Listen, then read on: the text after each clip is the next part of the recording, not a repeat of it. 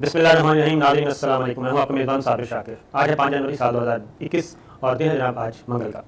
आज आपसे कुछ और गुफ्तगू करते हैं पॉलिटिक्स के बारे में, कौमी सियासत के बारे में। अहम तरीन डेवलपमेंट्स हो रही हैं और मैंने आपको जिक्र किया था कि कौमी डायलॉग, नेशनल डायलॉग शुरू हो चुका, पैगाम रसानी का काम चल रहा है, मुख्तलिफ खुफिया मुलाकातें हो रही हैं, कुछ मुलाकातों का इजहार किया जा रहा है, नज़र आ रही है टीवी पे भी और अदरवाइज भी, और कुछ ऐसी मुलाकातें हैं जिनका जिक्र नहीं किया जा रहा। पैगाम रसानी खामोशी से की जा रही है, बैकडोर चैनल पर चल रहा है मामला, track two diplomacy, track two dialogue ये चल रहा है। और इसका शिकार कौन कौन होगा, कौन कौन निशाना बन सकता है और क्या होगा।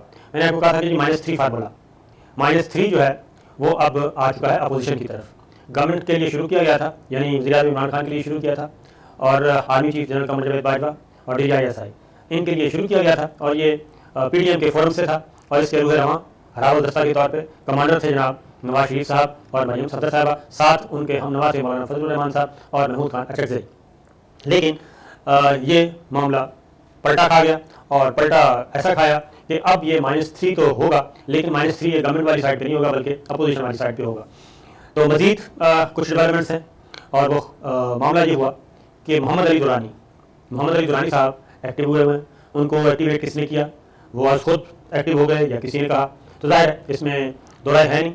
मोहम्मद अली दुरानी साहब बहुत ज़्यादा क्लोज हैं इस्टेब्लिशमेंट के और परवेज़ मुशर्रफ गवर्नमेंट में वो वज़ीर रहे, वज़ीर इत्तलात और नशियात रहे, तो मुख्तलिफ उनका तजर्बा है, वसी तौर पर तजर्बा उनका पॉलिटिकल भी और अदरवाइज भी।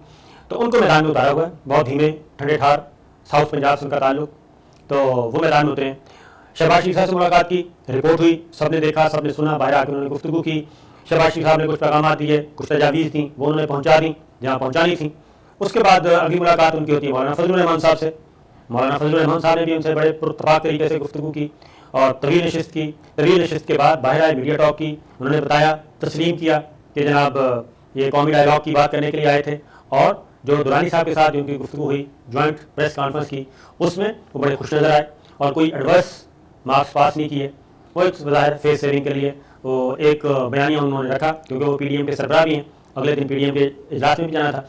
अब जो तीसरी मुलाकात हुई वो हुई चौधरी निसार अली खान साहब से। अब ये दो अहम तरीन किरदार जनाब इकट्ठे हो गए, मोहम्मद अली दुरानी साहब और चौधरी निसार अली खान साहब। मोहम्मद अली दुरानी साहब को बता चुका हूँ कि मैं इस बारे में क्लियर हूँ जी कि वो पीर साहब का पैगाम नहीं पहुँचा रहे, बल्कि बड़े पीर साहब का जो है उनका पैगाम है वही पहुँचा रहे हैं। कुछ पैगाम भी है, कुछ तजावीज़ भी हैं और कुछ हिदायत भी हैं, कुछ नसीहतें भी हैं, वो सारा कुछ कन्वे कर रहे हैं और बड़े खामोशी से कर रहे हैं। अब वो लाहौर से होते हुए पहुँच गए हैं वफाकी दारुल हुकूमत इस्लामाबाद में और उनकी मुलाकात हुई चौधरी निसार अली खान साहब से।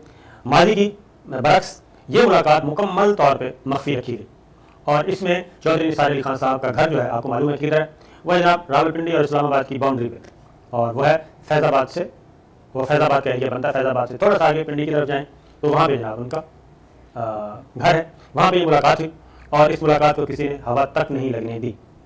खबर रिपोर्ट हो गई और खबर जब रिपोर्ट हुई तो उसके बाद भी दुरानी साहब नहीं आए। शाम को टॉक शोज़ में वो आए और उन्होंने अपना पॉइंट ऑफ व्यू दिया। अब चौधरी निसार अली खान साहब कौन है? चौधरी निसार अली खान साहब भी जनाब बहुत ही अहम तरीन तजुर्बा रखते हैं। उनका मिलिट्री बैकग्राउंड भी है और उनका पॉलिटिकल भी है और रावलपिंडी से उनका ताल्लुक है और जनाब GHQ मिलिट्री लीडरशिप के साथ उनका फैमिली बैकग्राउंड के साथ साथ उनके बहुत अच्छे वर्किंग रिलेशनशिप भी है।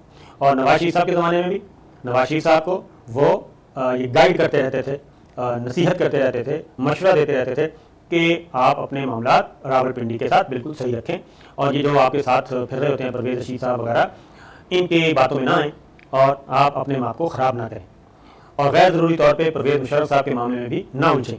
परवेज़ मुशर्रफ जाने और ख़ुसूसी अदालत जाने, इससे ज़्यादा आप कुछ ना करें।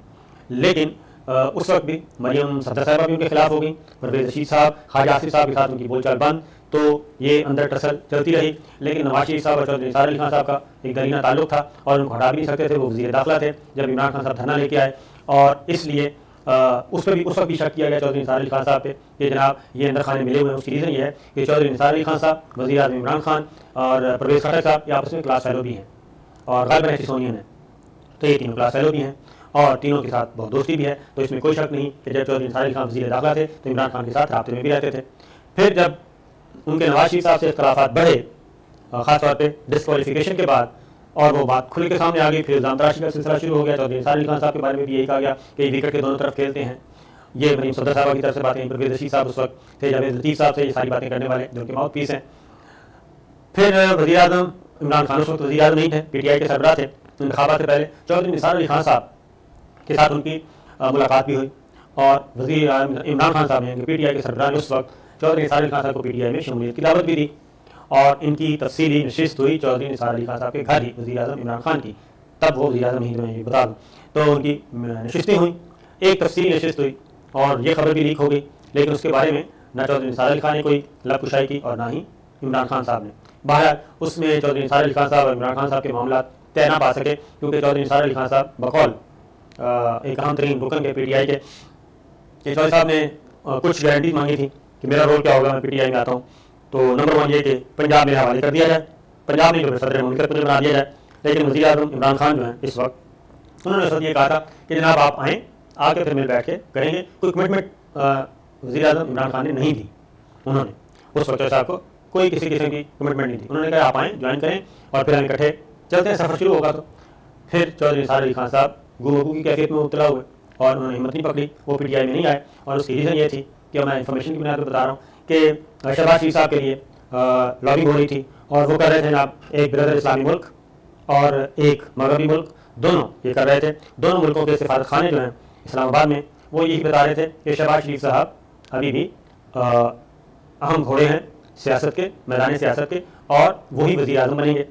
प्रेशर बहुत था, बिल्कुल प्रेशर था जनाब, 2-3 मुल्कों की तरफ से था, तगड़े मुल्कों की तरफ से, कि जनाब शहबाज शरीफ साहब को काबिल कबूल हैं, इन्हीं को बनाएं, वज़ीर आज़म इमरान खान ठीक नहीं है, इनका रास्ता रोकें। जैसे जनरल कैनी साहब ने रास्ता रोक दिया था उस वक्त भी। तो लेकिन इस बार ये हुआ कि मिलिट्री लीडरशिप ज़रा डिफरेंट नौयत की थी, उन्होंने बैरूनी प्रेशर बर्दाश्त नहीं किया और इसको ओपन छोड़ दिया। ओपन छोड़ा, इलेक्शन हार गए, शहबाज शरीफ साहब आउट, PMLN आउट और PTI जो है वो नंबर 1 जमात बन गई सीटें हासिल करने वाली।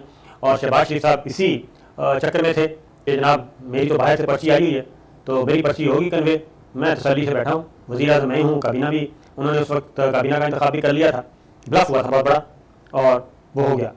इसी चक्कर में चौधरी निसार अली खान साहब भी जो हैं वो PTI ज्वाइन नहीं कर सके और शहबाज शरीफ साहब के साथ, क्योंकि उनके बहुत ही अच्छे मरासिम हैं, बहुत गहरे, और कुछ अर्सा पहले उन्होंने उनकी वालदा की ताज़ियत भी की उस वक्त की जब मरियम सदर साहिबा जाती उम्र में नहीं थी। ये सारी चीज़ें तो चौधरी निसार अली खान साहब नहीं कर सके जनाब, हिम्मत नहीं पकड़ सके, बल्कि वो भी इसी आसरे में रहे कि शहबाज शरीफ साहब मरकज़ में होंगे तो पंजाब में मैं वज़ीर आला हूँगा। तो ये मेरी अपनी रीडिंग है कि ये बहुत बड़ी गलतफहमी थी चौधरी निसार अली खान साहब की कि अगर ऐसा हो भी जाता तो वज़ीर आला बिल्कुल उनको ना बनाया जाता, ना शहबाज शरीफ साहब बनाते, मियाँ साहब बनाते। लेकिन बहरहाल वो इलेक्शन हार गए और इस तरीके से चौधरी निसार अली खान साहब भी उसी ब्लफ में आ गए जो शहबाज शरीफ साहब सच समझ बैठे थे। तो ये हुआ। अब चौधरी निसार अली खान साहब ने सूबाई सीट वो जीत गए थे आम इंतखाबात 18 में और कौमी असम्बली की हार गए। अभी तक उन्होंने पंजाब असम्बली को रुकन है, लेकिन उन्होंने हल्फ नहीं उठाया और न सिर्फ हल्फ नहीं उठाया बल्कि कभी पंजाब असम्बली गए नहीं। और दरमियान में ये कोशिश हो रही है कि वो मुस्लिम लीग नवाज़ का दोबारा मुस्लिम लीग नवाज़ का एक आज़ाद रुकन के तौर पर भी वो पंजाब असम्बली में चैलेंज कर सकते हैं इन हाउस ऑफ दिल्ली की सूरत में। और अगर कोई दरमियानी रास्ता निकले तो चौधरी निसार अली खान साहब पंजाब के वज़ीर आला के उम्मीदवार होंगे, अहम तरीन, मजबूत तरीन, और ये मुस्लिम लीग नवाज़ का वोट बैंक है वो खींचने की कोशिश करेंगे, काफ लीग को साथ मिला लेंगे। और अगर वो PTI में शमूलियत इख्तियार करते हैं तो हो सकता है वज़ीर आज़म इमरान खान साहब को आमादा किया जा सके कि वो गुलजार साहब की तरफ जगह पर उनको ले आएँ। तो ये चीज़ें भी चल रही हैं। तो असल में ये जो चौधरी निसार अली खान साहब से मुलाकात हुई, जो मुझे लगता है कि ये कौमी डायलॉग तो शुरू होना ही होना है, बल्कि वो हो चुका है। अब उस कौमी डायलॉग में मैंने अर्ज़ किया था कि कौमी डायलॉग में एजेंडा क्या होगा। एजेंडा यही है जनाब कि सब मिलजुल कर साथ चलें और एक कोई नेशनल गवर्नमेंट बना ली जाए। अगर नेशनल गवर्नमेंट पे आमादा नहीं होते खान साहब तो फिर अगले जो इंतखाबात होने हैं उन इंतखाबात में क्या किया जाए। ये सब कुछ असल में अगले इंतखाबात की पेशबंदी हो रही है जो मुझे लगता है, और उसमें कौन कौन शिकार हो सकता है। अब चौधरी निसार अली खान साहब, हर तरह का मैसेज है चौधरी निसार अली खान से मोहम्मद अली दुरानी साहब की मुलाकात का। ये मैसेज पंजाब में भी हो सकता है, थ्रेट है कि अगर उस्मान गुलजार साहब को आगे पीछे किया जाता है या वहाँ पे कोई गड़बड़ होती है तो फिर क्या हो सकता है। और चौधरी निसार अली खान साहब फिर मुस्लिम लीग नवाज़ का एक नाराज धड़ा है और वहाँ वो हुए हुए हैं इस वक्त क़यादत लेस, लीडरशिप लेस। मरियम सदर साहिबा, उनका नैरेटिव है वो काबिल कबूल नहीं किसी सूरत में भी। नवाज शरीफ साहब बाहर बैठे हैं, वापस आने के लिए तैयार नहीं। वो जो पॉइंट ले चुके हैं, जो मौक़िफ़ इख्तियार कर चुके हैं, जो ज़ुबान इस्तेमाल कर चुके हैं बाप बेटी, तो वो तो मुझे नहीं लगता कि उसको कोई जीते जागते उसको कबूल कर लेगा। लिहाजा अब ये सारा कुछ मुतबादल अरेंजमेंट्स हो रहे हैं और मुतबादल अरेंजमेंट्स में ये जनाब इक़्तिदार का हुमा किसके कंधों पे बैठता है ये भी फैसला होना है। लेकिन फ़िलहाल ये है, क्योंकि दरमियान में दुरानी साहब छोटा सा बात कर जाते हैं कि जी मुस्लिम लीगों को मुत्तहिद किया जाए। ये जो है चूरन ये बहुत अरसे से तैयार हो रहा है और वो लगता नहीं है कि ये चूरन कभी भी कोई खा सकेगा मुत्तहिदा मुस्लिम लीग का। उसमें सवाल ही पैदा नहीं होता कि मुत्तहिदा मुस्लिम लीग के सारे अपने अपने जगह छोड़ें और वो वापस आएँ और शरीफ फैमिली, तो सवाल ही पैदा नहीं होता फिर इनको कौन मुत्तहिद करेगा। चौधरी निसार अली खान साहब क्या इतनी हिम्मत पकड़ेंगे, क्या वो करेंगे, ये आने वाले दिन बताएंगे। लेकिन ये जो कौमी डायलॉग मोहम्मद अली दुरानी साहब की पुरअसरार मुलाकातें, ये अक्रॉस द बोर्ड पैगाम है, अक्रॉस द बोर्ड। वो राइट साइड वालों को भी है कौमी असम्बली में और लेफ़्ट साइड वालों को भी मैसेज है कि जनाब जो मैदान सियासत है वो ओपन ही रहता है और कोई किसी के लिए नागुज़ीर नहीं है। मुतबादल plan B, plan C, plan D हम वक्त हमारी जो डीप स्टेट है वो तैयार रहती है, वो कभी भी किसी बंदगली में लेके नहीं जाती, धकेलती नहीं है। तो ये मुकाबला है, देखते हैं अब मोहम्मद अली दुरानी साहब और चौधरी निसार अली खान साहब की मुलाकात। अब आने वाले दिनों में मज़ीद मुलाकातें होंगी, उसके बाद पता चलेगा कि मामला किस तरफ जा रहे हैं। क्योंकि एक और अहम बात हुई कि फ़र्स्ट टाइम चौधरी परवेज़ इलाही साहब स्पीकर कौमी असम्बली, क्योंकि वो भी वज़ारत आला के उम्मीदवार हैं और वो भी चाहते हैं कि बजाय इसके कि मुस्लिम लीग नवाज़ पे काम किया जाए, पाकिस्तान मुस्लिम लीग काफ को ज़िंदा किया जाए और हमारे पे थोड़ा सा तवज्जो दी जाए। तो इधर भी बहुत ज़्यादा वो क्या कहना चाहिए, बहुत रखेज़ है हमारी सरजमीन भी। तो ये भी है क्योंकि चौधरी परवेज़ इलाही साहब ने भी फर्स्ट टाइम कहा है कि वज़ीर-ए-आज़म इमरान खान मुद्दत पूरी करेंगे और उनकी गवर्नमेंट को कोई ख़तरा नहीं। मैं ये समझता हूँ कि चौधरी परवेज़ इलाही साहब का स्टेटमेंट डबल माइंडेड है, तो जो दूसरी जानिब मंजूर कराओ की पॉलिसी के तहत है। तो आने वाले दिनों में जनाब देखेंगे क्या होता है। पॉलिटिक्स ऐसा ही खेल है, सुबह कुछ शाम कुछ। सुबह जाने वालों को शाम को नहीं पता होता और शाम वालों को सुबह तक नहीं पता होता। इजाज़त दीजिए। अल्लाह।